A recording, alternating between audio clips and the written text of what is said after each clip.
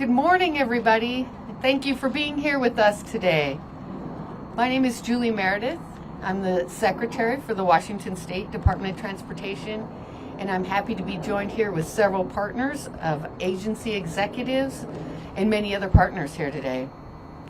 The Ship Canal Bridge behind me is one of the most important structures in our transportation system. It's more than just a part of I-5. It's a vital statewide link connecting people and goods to and across the Puget Sound and the entire Pacific Northwest, and a support of our economy. While the view from here is stunning, it is stunning, up close, it's a very different story.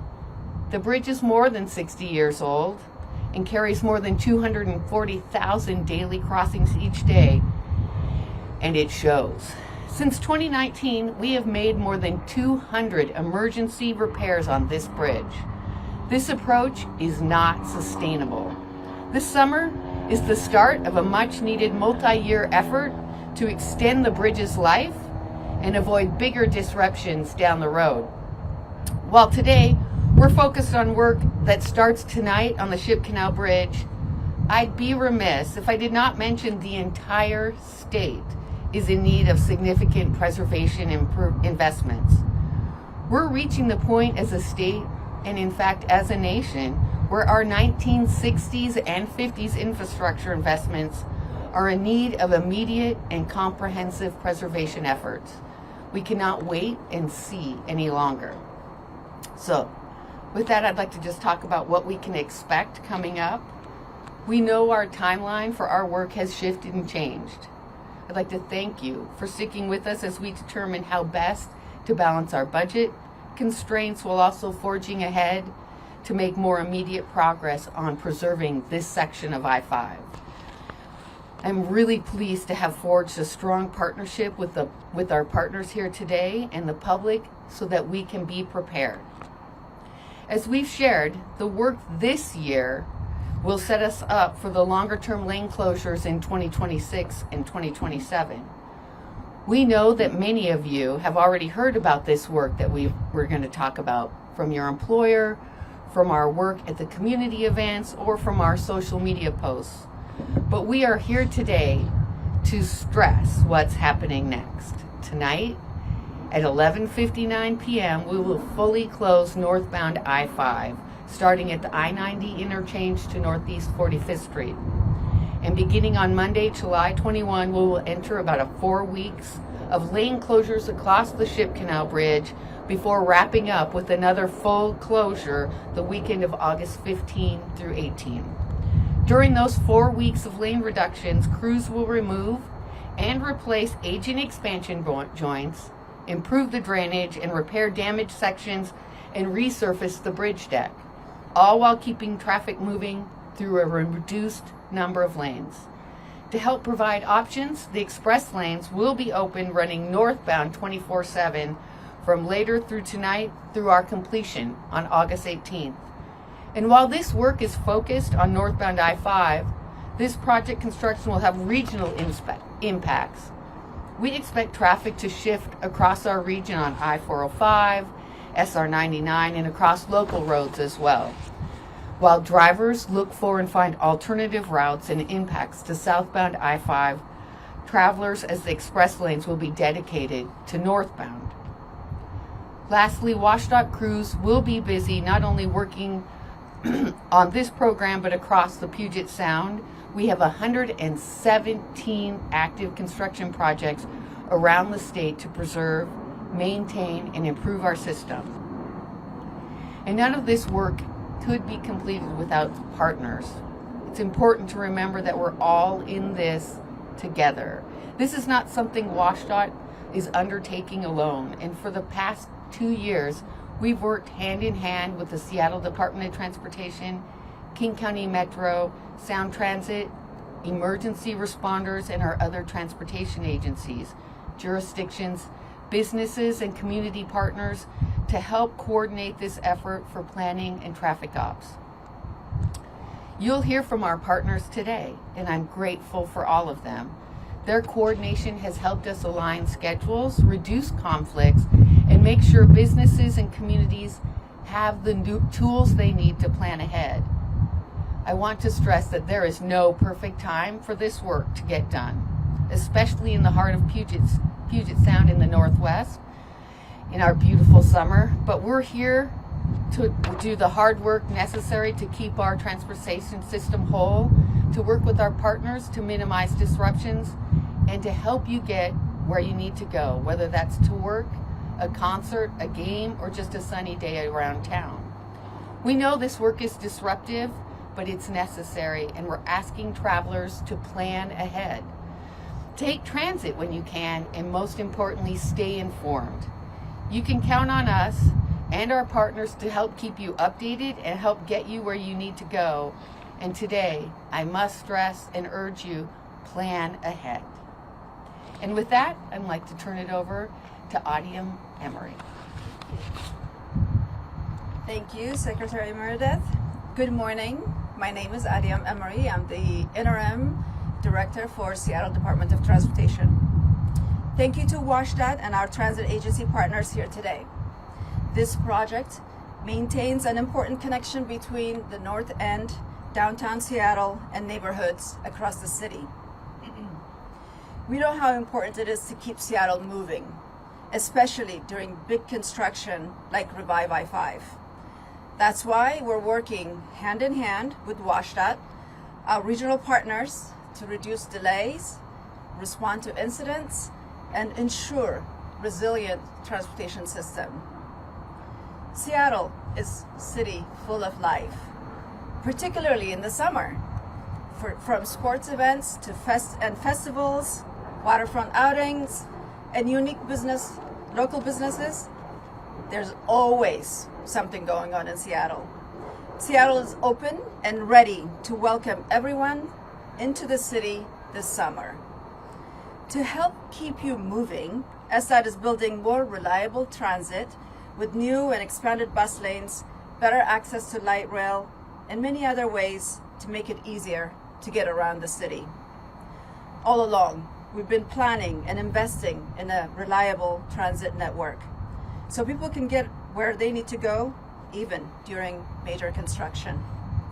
That includes projects like the 24/7 bus lanes on Aurora Avenue North and expanding bus priorities and corridors like Rainier Avenue and Route 40.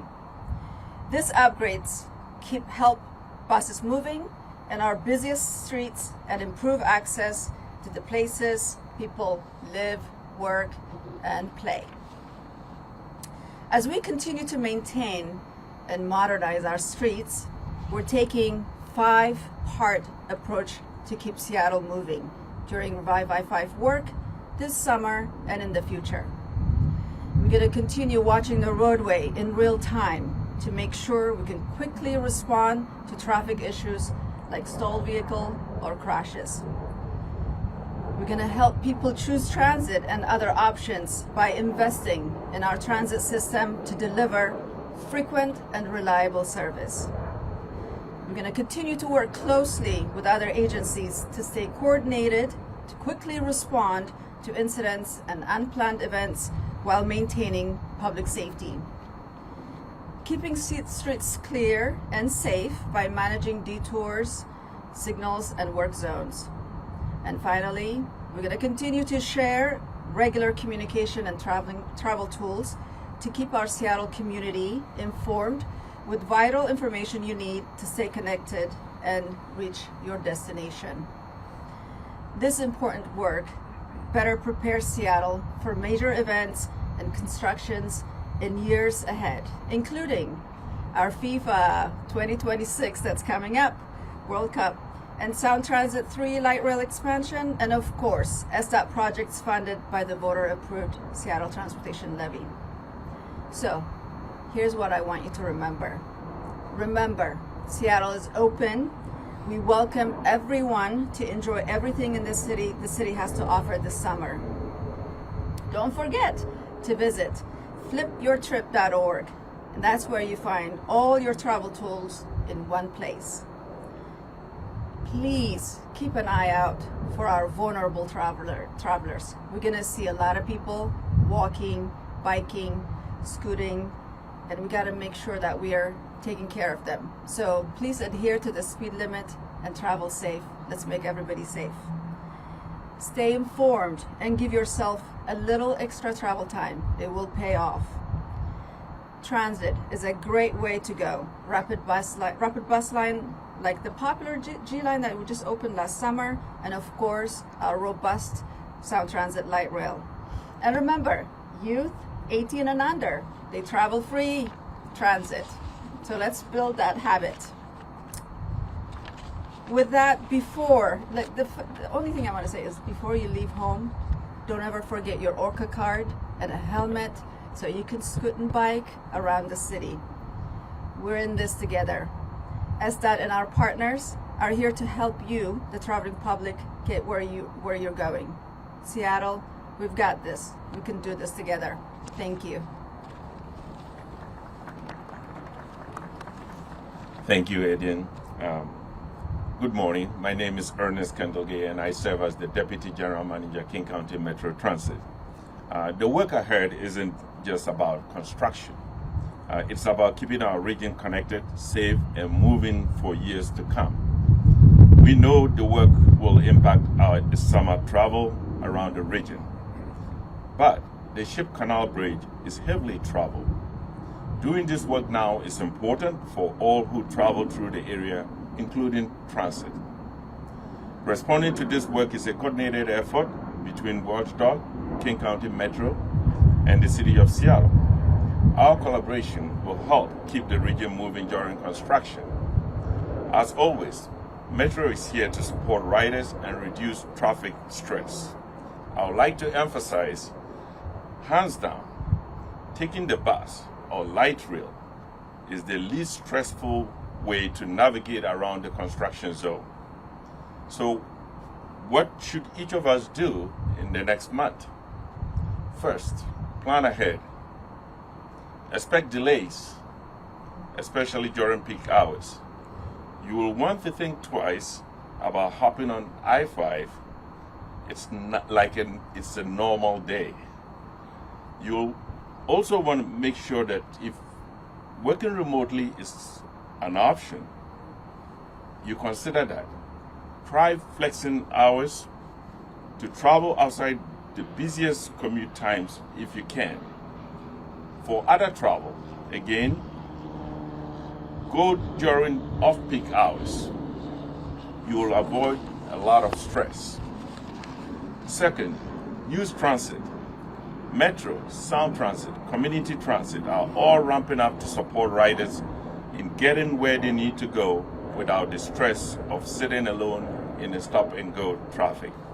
Remember, as stated, youth 18 and under ride free, so take advantage of that. Third, stay informed. WSDOT, Metro, Sound Transit, Community Transit all offer traffic trip planning tools, maps, and real-time service updates. Use them to stay one step ahead. Finally, we must be patient. This work is temporary and will yield long-term benefits for everyone. While the impacts this summer will be real, the long-term benefits are even greater. Construction is never fun, but a smoother, safer freeway system is worth it. I want to again express my thanks to all involved in this major project. Together, we will move through this and come out stronger on the other side. Thank you. And I'll turn it over to CEO Constant. Thank you, Ernest. And thank you, Adiam. Thank you, Secretary Meredith. I'm Dow Constantine. I am formerly Ernest's boss, but now I am the CEO of Sound Transit. And we are at Sound Transit no strangers to prioritizing key maintenance projects. We're a newer agency with newer infrastructure, but we have built in a very rigorous, regular maintenance schedule to make sure that we keep that infrastructure in top shape over the decades.